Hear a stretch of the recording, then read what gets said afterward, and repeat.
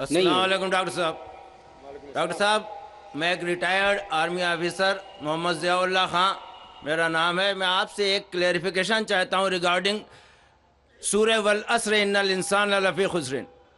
یہ عالم انسانیت کے لیے ایک بہت تشویشناک سورہ ہے اور کنڈیشنل سورہ ہے۔ اس میں ہر انسان کو بہت زیادہ تشویش ہونا چاہیے whether he is fulfilling all the 4 conditions in this surah or not۔ اس میں اس کی تفسیر میں ابھی آپ نے فرمایا وَتَوَاصَوْا بِالْحَقِّ کے لیے آپ نے فرمایا کہ غیر ایمان والوں میں ایمان کی دعوت۔ بے شک یہ سچ ہے کہ لا الہ الا اللہ سب سے بڑا حق ہے، لیکن میں یہاں آپ سے یہ کلیریفائی کرنا چاہتا ہوں کہ among all the Muslims اتنی زیادہ تعداد الحمدللہ مسلمانوں کی ہے، لیکن وہ عامل الصالحات سے دور ہیں، اللہ کے احکامات سے دور ہیں۔ اگر ان کو اللہ کے ان احکامات پہ عامل الصالحات کی دعوت دی جائے تو whether this fulfill the condition of وَتَوَاصَوْا بِالْحَقِّ or not۔ بھائی کا سوال ہے کہ جو سورہ العصر میں جو تیسری کنڈیشن ہے وَتَوَاصَوْا بِالْحَقِّ، اگر ہم مسلمانوں کے درمیان ان کو حق کی طرف بلاتے، ان کا مطلب ہے اصلاح۔ دعویٰ کے معنی ہے غیر مسلمانوں کو اسلام کی طرف دعوت دینا۔ دعوت کی معنی دونوں طریقے سے لیا جاتا ہے، غیر مسلم میں بھی بات کرنا، مسلم میں بھی بات کرنا، لیکن اگر ہم ایک اسپیسیفک خصوصاً لفظ استعمال کرنا چاہتے ہیں تو جب ہم غیر مسلمانوں سے بات کرتے اسے کہتے ہیں عربی میں دعوت، اور جب مسلمانوں سے اسلام کی بات کرتے ہیں اسے کہتے ہیں اصلاح۔ اصلاح معنی مرمت کرنا، اس کو سدھارنا۔ تو اصلاح بھی کئی علماء نے کہا کہ یہ وَتَوَاصَوْا بِالْحَقِّ میں آ جاتا ہے، لیکن اگر ہم سیف رہنا چاہتے ہیں تو میری نظر میں اصلاح اور دعویٰ دونوں ضروری ہے۔ میں کیا کر رہا ہوں آج کی تاریخ میں؟ اصلاح بھی کر رہا ہوں، دعویٰ بھی کر رہا ہوں۔ غیر مسلم میں تو دعویٰ کر رہا ہوں، اکثر مسلمان ہیں اصلاح کر رہا ہوں۔ کل صبح انشاءاللہ ایک خصوصاً نشست ہے غیر مسلمانوں کے لیے، وہاں زیادہ دعویٰ کروں گا میں۔ تو دونوں کرنا امپورٹنٹ ہے، ضروری ہے۔ اصلاح بھی، مسلمانوں کو حق کی طرف بلانا جو بھٹک گئے ہیں، جو نام کے مسلمان ہیں، اور غیر مسلم میں بھی۔ لیکن اگر آپ سیف رہنا چاہتے ہیں تو میرے حساب سے دونوں کرنا ضروری ہے، تو ایک دم سیف ہے۔ اور جنت میں جانے کے لیے ہمیں جو بھی کر سکے کرنا ضروری ہے، کیونکہ اللہ تعالیٰ فرماتے سورہ ملک میں سورہ نمبر 67 آیت نمبر 2، الذی خلق الموت والحیات، اللہ سبحانہ و تعالیٰ نے زندگی اور موت دی تاکہ وہ جان سکے آپ لوگ میں سے کون اچھے اعمال کرتا ہے۔ تو یہ زندگی ہے، آخرت کے لیے امتحان ہے، تو اس امتحان میں ہمیں سفل ہونا بہت ضروری ہے۔ اسی لیے ہمیں کوشش کرنا چاہیے کہ جہاں تک کہ ہو سکے اللہ اور اللہ کے رسول کے احکام کے اوپر عمل کریں۔ دوسرا سوال بھائیوں کی طرف سے دوسرے مائک سے۔ السلام علیکم، میرا نام شجاع الحسن ہے، میں کمپیوٹر لیکچر کی حیثیت سے ایک سرکاری کالج میں کام کرتا ہوں۔ جناب، آپ سے ملا ہوا وقت بہت قیمتی ہے اور بہت ناکافی ہے، لیکن پھر بھی میں 2 سوال کروں گا۔ آپ سے گزارش ہے کہ جو آپ نے نیم بتایا اس کے علاوہ جا کے ان دونوں سوالوں کا جواب دے دیں، مہربانی ہوگی۔ پہلا جو ہے دہشت گردی سے ریلیٹڈ ہے کہ یہ جو ٹیررزم کے لیے ابھی ایک صاحب مستورات سے کوشچن آیا تھا، اس کا جو آپ نے جواب دیا میں اس سے بہت زیادہ جو ہے سیٹسفائی نہیں ہوا۔ آپ نے بش اور امریکی طاقتوں کو بہت بڑا ٹیررزم بنا کے، اور جو مین سوال تھا اس کا جواب نہیں ملا۔ میرا سوال یہ ہے کہ کشمیر کی انوسنٹ کلنگ، یا افغانستان پہ جو آپ کے انفورس کر کے اسلام کو لوگوں نے کوشش کری طالبان نے، وہ، یا اسامہ بن لادن، ان تینوں کو اسلام اور قرآن کی روشنی میں جسٹیفائی کیا سکتا ہے یا نہیں؟ اور مہربانی کر کے دوسرا کوشچن بھی سن لیجئے۔ ایک سوال بھائی صاحب، ایک سوال جو رول دے اس کے اوپر کیے۔ بھائی صاحب نے کہا کہ اہم سوال کشمیر کے بارے میں نے جواب دیا ہی نہیں۔ بھائی صاحب، وہ سوال میں کشمیر کا ذکر تھا ہی نہیں، آپ نے سوال ہی نہیں سنا، ویڈیو ریکارڈنگ ہے ادھر۔ اس سوال میں کشمیر کا ذکر تھا ہی نہیں۔ اس سوال میں یہ تھا کہ جو WTC کا وہ جہاد ہے کیا نہیں ہے؟ میں نے کہا ہے، لیکن جہاد فی سبیل شیطان۔ آپ نے دوسرا سوال کیا کہ میرے نظر میں جو اسامہ بن لادن کر رہا ہے وہ قرآن اور حدیث کی روشنی میں صحیح ہے کیا نہیں؟ جو لوگ کشمیر میں جھگڑ رہے وہ صحیح ہے کیا نہیں؟ جو افغانستان میں کر رہے صحیح ہے کیا نہیں؟ 3 سوال، ایک سوال کے 3 حصے۔ میں پہلے کا جواب تو دے چکا ہوں، شاید آپ نے نہیں سنا، کہ اسامہ بن لادن قرآن اور حدیث کی روشنی میں صحیح کر رہا ہے کہ نہیں۔ میں تو اسامہ بن لادن سے ملا ہی نہیں. آپ ملے ہوں گے, میں نہیں ملا. اللہ تعالیٰ فرماتے سورہ حجرات میں سورہ نمبر 49 آیت نمبر 6 میں, جب بھی کوئی آپ کو انفارمیشن کوئی چیز معلوم پڑتی ہے, خصوصاً اگر فاسق کے ذریعے ہے, تو اس کی تحقیق کرو. مجھے پتا نہیں, جو یہ CNN کہہ رہی ہے کہ اسامہ بن لادن نے WTC کو گرایا, اسامہ بن لادن تو کہتا میں نہیں گرایا. تو نہ میں اسامہ بن لادن سے ملا, تو میں یہ بھی نہیں کہتا اسامہ بن لادن قرآن حدیث پہ ہے یا نہیں ہے. اللہ عالم, اللہ عالم. اگر ہے تو جنت میں جائے گا, نہیں ہے تو نہیں جائے گا. مجھے ضروری نہیں کہ اسامہ بن لادن سے ملنا میرا فرض ہے, ٹھیک ہے نا. وہ آخرت کے دن میں فیصلہ ہو جائے گا. اللہ تعالیٰ آپ سے بھی نہیں پوچھے گا کیا وہ مجاہد تھا کہ دہشت گرد تھا, وہ اللہ تعالیٰ فیصلہ کریں گے. سوال نمبر 2 کہ کشمیر میں جو لوگ جھگڑ رہے ہیں کہ وہ قرآن اور حدیث کے روشنی میں ہے کیا نہیں. میں کشمیر میں لاسٹ ایئر 2003 میں تقریباً 1 سال پہلے گیا تھا. آپ دیکھتے کہ کشمیری لوگ الگ الگ وجہ کے لیے جھگڑ رہے ہیں. اگر وہ وجہ قرآن اور حدیث سے صحیح ہے تو صحیح وجہ, اگر خلاف ہے تو خلاف ہے.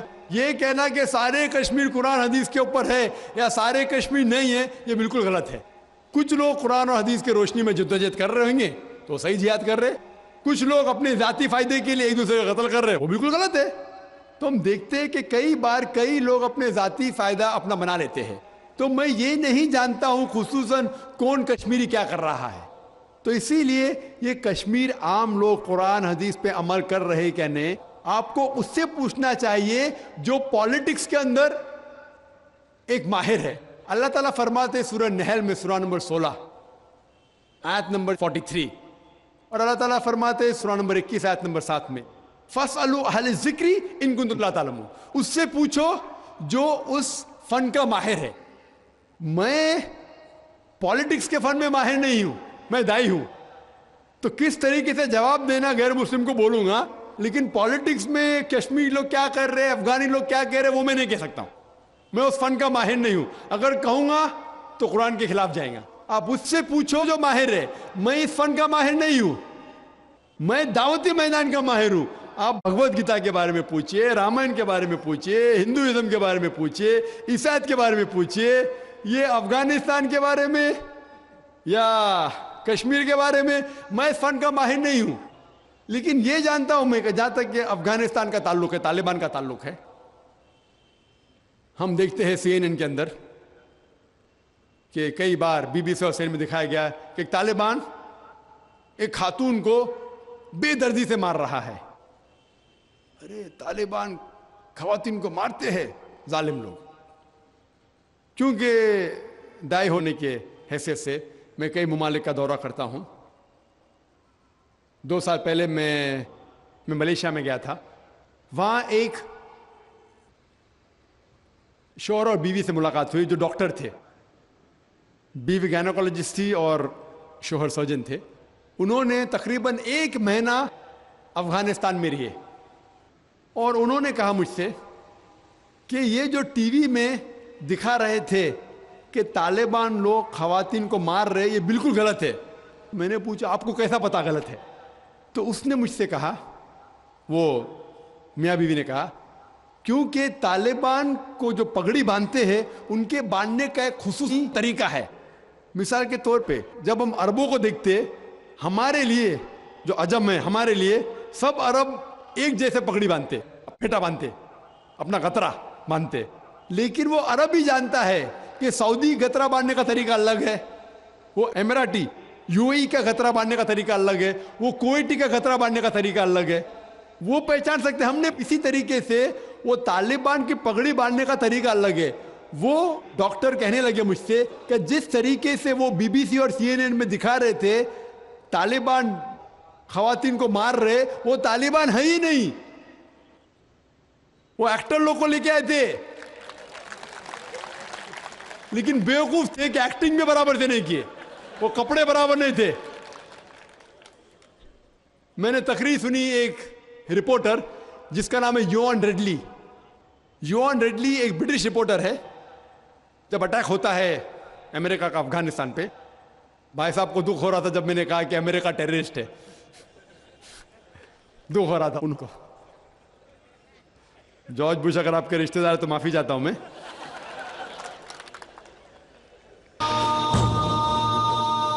تو یوان ریڈلی جو تھی, یوان ریڈلی ایک رپورٹر ہے, برٹش رپورٹر, سفید ہے, وائٹ یوروپین. اس کو بھیجتے ہیں افغانستان میں تحقیق کرنے کے لیے طالبان کے بارے میں. وہ سارے تحقیق کرتے اور پورے ٹائم وہ نقاب میں رہتی ہے, حجاب میں رہتی ہے. ایک بار کیمرہ گر جاتا ہے اور اس کا راز فاش ہو جاتا ہے, تو طالبان اسے پکڑتے ہیں, 6 دن تک اسے قید کرتے ہیں. اور جس طریقے سے طالبان نے اس کے ساتھ برتاؤ کیا وہ اس لیکچر میں کہتی ہے کہ لوگ جب انہیں پکڑتے ہیں تو بولتے کون اس کے ساتھ ہے, تو آدمی کو لے کے آتے, پھر اس کو لے کے جاتے ہیں اور سب لوگ گھیر لیتے. تو وہ سوچتی ہے ابھی چند منٹوں میں یہ جاہل لوگ میرا قتل کر لیں گے. شاید ہو سکتا ہے کہ 10-15 طالبان میرا بلاತ್کار کریں گے. اس کے ذہن میں یہ سب جا رہا ہے, سوچ رہی ہو سکتا ہے کہ مجھے جھاڑ پہ سے لٹکا دیں گے. وہ ایک دم ڈری ہوئی ہوتی. 1 گھنٹے تک لوگ اسے گھیرتے لیکن کوئی بھی سامنے نہیں آتا. وہ سوچتے ابھی میری موت, ابھی میری موت. 1 گھنٹے بعد ایک افغان عورت آتی ہے اور اس کے جسم کی جانچ پڑتال کرتی ہے. پھر اسے پتا لگتا ہے ہاں یہ لوگ سمجھتے ہیں کہ میرے پاس ہتھیار ہے. وہ اتنا تیش میں آتی ہے, اگر لوگ میں سے پوچھنا چاہیے, ہتھیار میں بولتی نہیں ہے.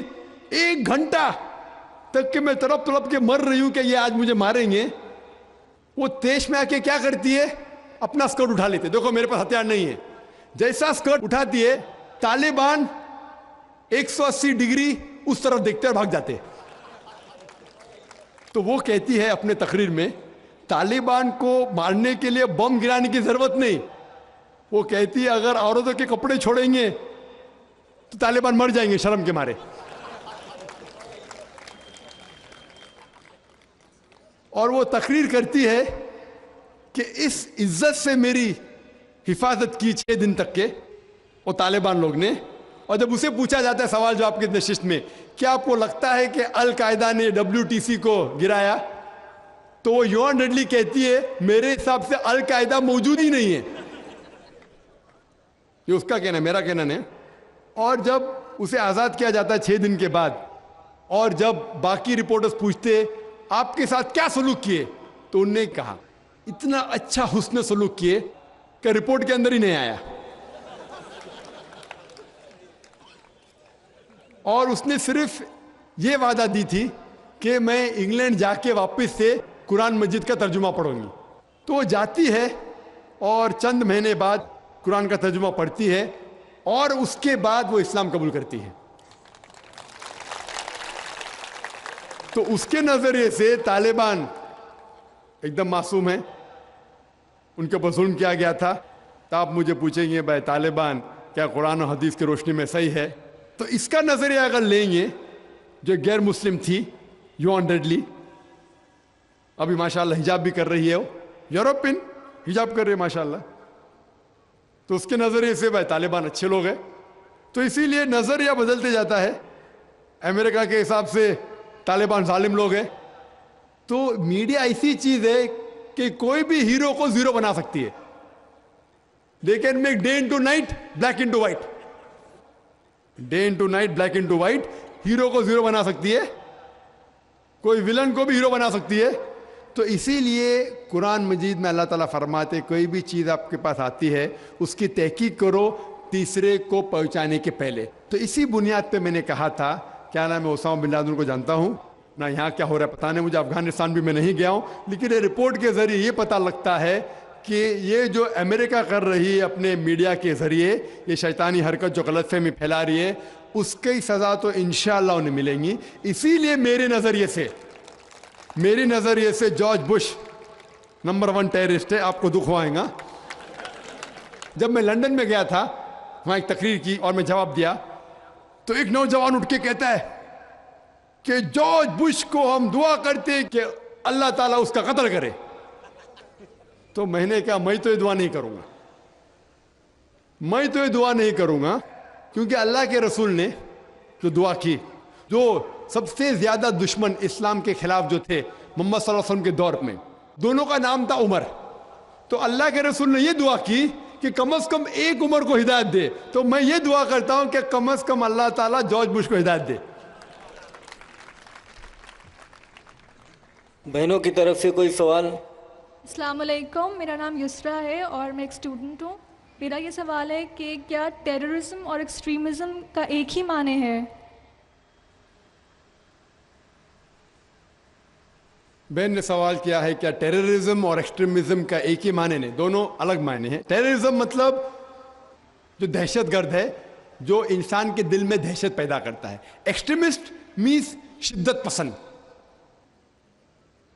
ٹیررسٹ میں ٹیررزم کرتا ہے، جیسا میں نے تقریر میں کہا کہ غلط لوگوں کے دل میں دہشت پیدا کرنا اچھی بات ہے، اچھے انسان معصوم کے دل میں دہشت پیدا کرنا غلط ہے۔ ایکسٹریمزم مطلب شدت پسند۔ تو لوگ کہتے ہیں مسلمان شدت پسند ہے، اور بہت سے مسلمان اپنے بچاؤ کے لیے نہیں میں شدت پسند نہیں ہوں، میں کہتا ہوں میں شدت پسند ہوں، لیکن شدت پسند صحیح چیزوں میں۔ مثال کے طور پر ایمانداری کے میدان میں شدت پسند ہوں،